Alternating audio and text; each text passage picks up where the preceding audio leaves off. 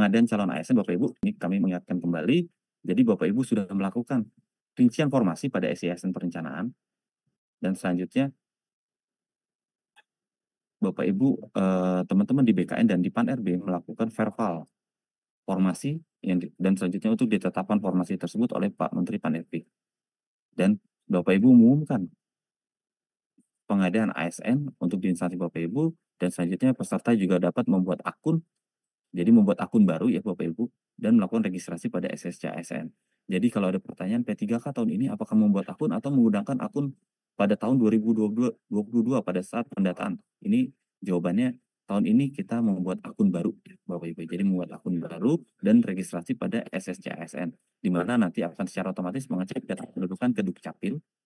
Jadi kalau ada permasalahan data Dukcapil, data kependudukan, silakan diarahkan non-ASN-nya untuk melapor ke Dukcapil terdekat atau ke call center Dukcapil, Dirjen Dukcapil di pusat. Nah, selanjutnya Bapak Ibu melakukan seleksi administrasi yang dilakukan oleh Bapak Ibu selaku panitia seleksi instansi, di mana Bapak Ibu membandingkan antara pengumuman dengan unggahan dokumen yang diunggah oleh para pelamar. Nah, ini penting Bapak Ibu untuk mengecek keabsahannya, dan pengumuman ini jangan sampai ada perbedaan antara pengumuman dengan yang Bapak Ibu setting di admin. Ya, jangan sampai ada kejadian seperti kemarin pada saat CPNS, karena kami menemukan banyak laporan terkait misalnya minta turun status untuk memperbaiki syarat administrasi. Karena di pengumuman ada tapi di sistem tidak ada, atau di sistem ada tapi di pengumuman tidak ada. Seperti itu. Selanjutnya ada masa sanggah. Ini juga kita berikan kesempatan untuk masa sanggah dan Bapak Ibu melakukan jawab sanggah, dan peserta yang lolos ini lanjut ke mengikuti SKT atau seleksi kompetensi maupun SKT tambahan, dan bagi yang tidak lolos melakukan sanggah, dan nanti kita pengolahan by system Bapak Ibu. Tidak ada passing grade untuk P3K, jadi kita menggunakan sistem rankingan, jadi berdasarkan nilai tertinggi Bapak Ibu. Jadi tesnya menggunakan sistem CAT, jadi ini bukan tes formalitas ya Bapak Ibu. Jadi tesnya menggunakan sistem CAT, tapi tidak ada passing grade untuk P3K. Khusus P3K tidak passing grade.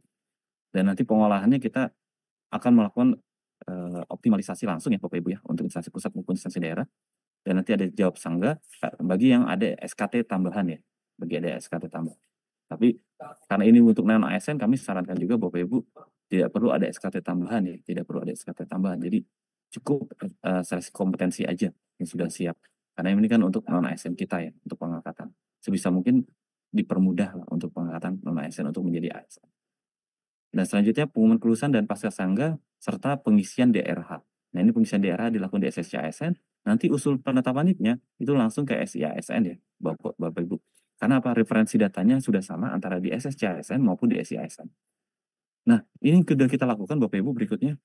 Ini kita sudah melakukan integrasi dari mulai pemberian alokasi formasi pada Kementerian PAN-RB, dan lanjutnya Bapak Ibu di instansi merinci formasi dan BKN menerbitkan praktek kebutuhan ASN, dan teman-teman di PAN-RB memverbal dan menetapkan formasi ASN. Itu dilakukan pada SI ASN.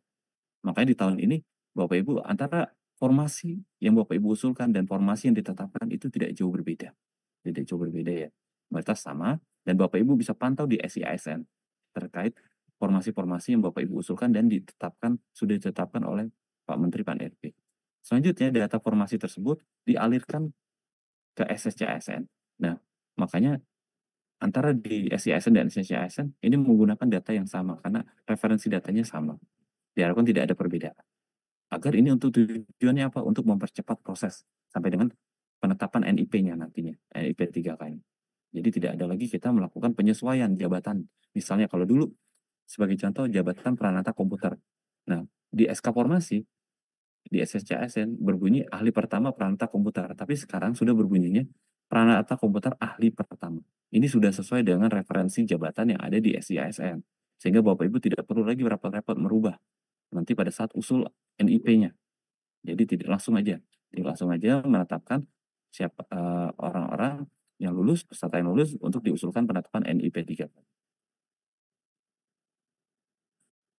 Nah, selanjutnya ini SSCSN portalnya sama seperti CPNS Bapak Ibu. Jadi nanti kita ada layanan portal SSCSN. Ini kami masih pertimbangkan juga. Ketika pencarian formasi, karena ini P3K, formasinya formasi khusus ya Bapak Ibu ya. Dan kepala pelamarnya pun sudah Bapak Ibu bisa identifikasi siapa aja pelamarnya, karena merupakan pegawai-pegawai Bapak Ibu yang aktif bekerja di instansi Bapak Ibu. Ini nanti juga, eee, kita masih mempertimbangkan apakah nanti masih menggunakan sistem blind competition, maksudnya di mana tidak terlihat jumlah pelamarnya untuk tiap-tiap formasi atau kita buka. Ya nanti kita kami menuju kebijakan dari pimpinan, arahan dari pimpinan, apakah ini kita akan buka atau tetap seperti metode CPNS di mana ada blind competition, seperti itu. Nah, tapi terkait lagi karena ini untuk formasi khusus dan pelamarnya sudah terdeteksi, bisa diidentifikasi siapa pelamarnya, maka ada kemungkinan juga kita untuk membuka, eee, jumlah pelamar, setiap update, di dalam portal SSCASN. Nah, selanjutnya untuk registrasi admin ini tidak perlu lagi Bapak Ibu, karena bagi Bapak Ibu yang sudah menyelenggarakan CPNS, maka adminnya tetap sama ya, jadi tidak ada perubahan admin. Tahun ini tidak ada perbedaan admin CPNS maupun admin P3K. Ya ini untuk mempermudah kami dalam me-manage, admin-admin instansi. Nah, selanjutnya ada layanan admin yang kita hari ini akan bimbingkan, nanti teknisnya, detailnya akan disampaikan oleh Mbak Indana, sebagai fasilitatornya pada layanan admin, dan ada juga layanan pendaftaran, verifikasi, pengolahan nilai, helpdesk, dashboard, dan itu ya, gitu. Nah, ini untuk kalau ini nanti instansi pusat ya Bapak Ibu ya, jadi ada pengelompokan, kalau di instansi daerah itu tidak ada pengelompokan.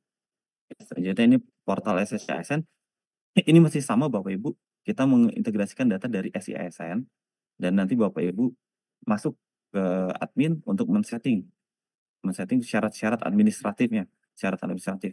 Jadi ada syarat-syarat yang memang udah default dari SSCASN yang diinjek oleh teman-teman di Direktorat Pengelolaan Data dan Penyajian Informasi Kepegawaian atau PDPIK, syarat-syarat administrasi apa yang wajib untuk jabatan P3K, dan mungkin ada Bapak Ibu yang ingin menambahkan syarat-syarat tambahan, itu dipersilakan nanti ya di admin.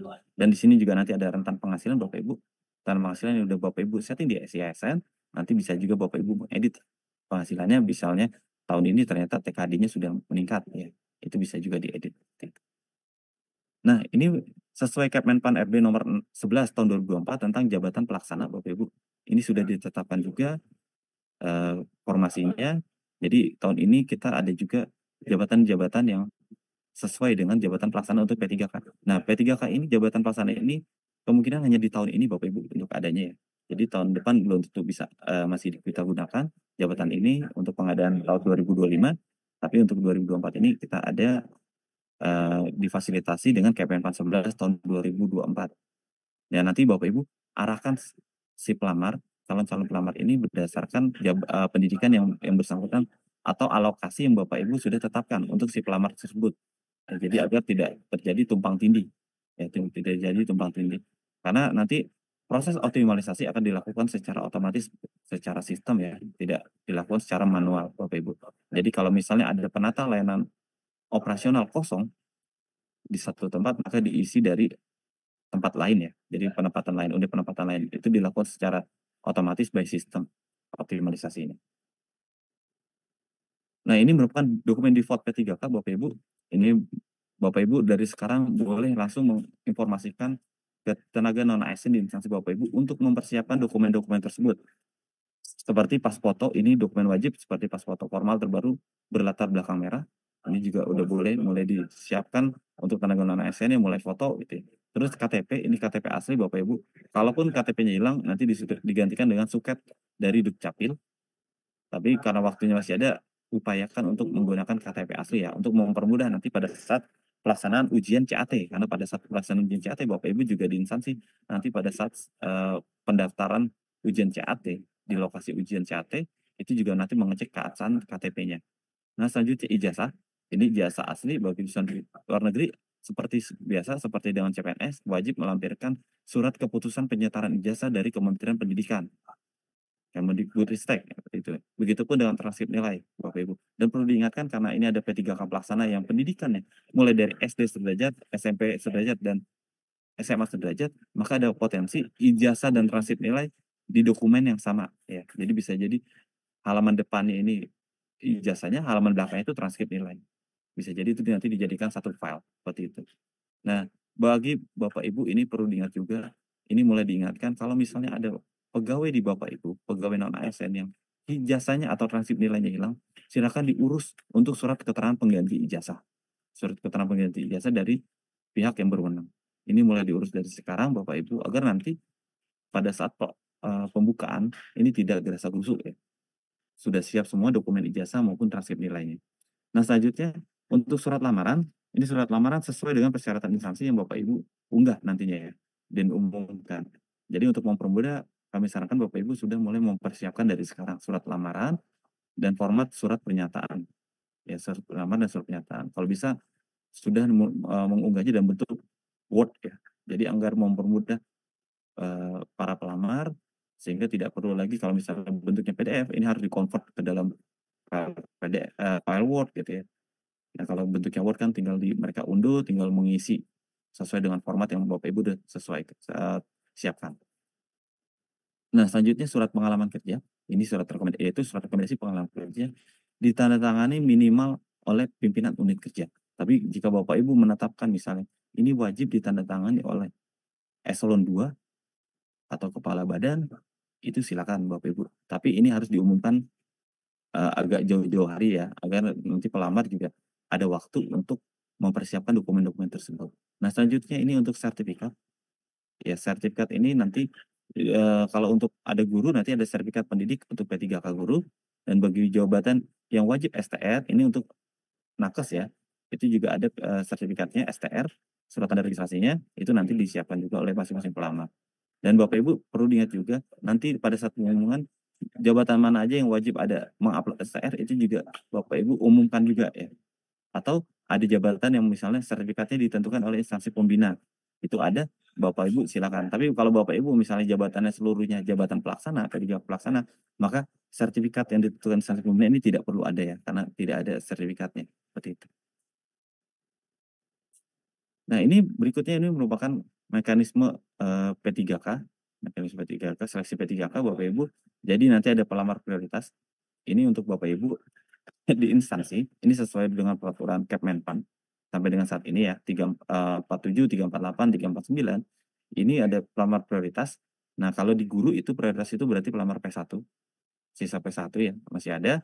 Dan kalau di JF Kesehatan itu D4 bidang pendidik tahun 2023. Ya, jadi itu merupakan pelamar prioritas. Dan nanti ada juga XTHK2, kalau Bapak Ibu masih ada pelamar XTHK2, dan ini non ASN terdata di database BKN ya. Jadi nanti urutan prioritasnya seperti ini Bapak Ibu ya. Jadi berapapun nilainya kalau prioritas dia langsung lulus seperti itu, sesuai Kemenpan. Dan yang paling penting para pelamar ini bekerja di instansi Bapak Ibu dan minimal sudah 2 tahun berturut-turut saat melamar ya. Jadi pada saat melamar sudah 2 tahun berturut-turut di instansi Bapak Ibu, memiliki pengalaman. Dan ujiannya nanti menggunakan sistem CAT, dengan kelulusan berdasarkan peringkat terbaik ya. Jadi bukan tidak ada passing grade atau nilai ambang batas untuk P3K di tahun ini. Karena formasinya semuanya formasi khusus ya Bapak Ibu. Ya, mungkin itu yang bisa kami sampaikan pada kesempatan kali ini. Nanti kita bisa lanjut uh, ke Mbak Indana ya untuk teknis adminnya. Nanti setelah itu Bapak Ibu kami berikan kesempatan untuk kita ada sesi untuk tanya jawab ya, atau kami menjawab pertanyaan-pertanyaan dari Bapak Ibu. Mungkin nanti Mas Raman dari host juga nanti akan mengirimkan link pertanyaan, link di mana Bapak Ibu bisa menyampaikan pertanyaan ke kami. Terima kasih. Kami akhiri, mohon maaf banyak kesalahan atau kata-kata yang kurang berkenan. Wassalamualaikum warahmatullahi wabarakatuh.